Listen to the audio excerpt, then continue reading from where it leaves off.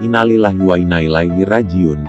Dunia entertainment Aceh kembali berduka. Hari ini Tuhan telah memanggil hambanya Sulaiman atau yang lebih dikenal Mando Gapi, artis komedian Aceh, pemeran utama film Umpang Breu. Mando Gapi menghembuskan nafas terakhirnya pada Kamis dini hari tanggal 17 Januari tahun 2019 pukul 1.30 waktu Indonesia Barat di Rumah Sakit Umum Cut Metia Lok Semawe.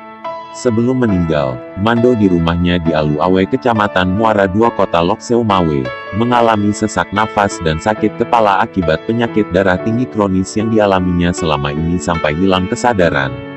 Kemudian, Mando dilarikan ke Rumah Sakit Cut Metia Lok Semawe, ungkap asisten sutradara film Umpang Breu, Muhammad Daud kepada melalui keterangan tertulis Kamis tanggal 17 Januari tahun 2019.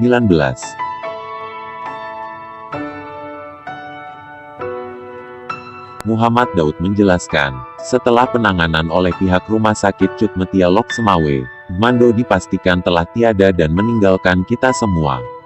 Kabar duka tersebut diperoleh Daud melalui Abdul Hadi alias Bang Joni, sahabat karib Mando Gapi dan juga pemeran utama dalam berbagai film komedi Aceh Umpang Breu. Mando sudah berpulang ke rahmatullah tadi jam 1.30 WIB di RSU Cut Metia. Jelas Daud meniru kabar duka yang disampaikan Bang Joni. Kepada seluruh masyarakat Aceh, kami mohon didoakan semoga Allah SWT mengampuni dosa-dosa sahabat kami Sulaiman dan semoga Allah SWT menempatkan almarhum di sisinya, tambahnya.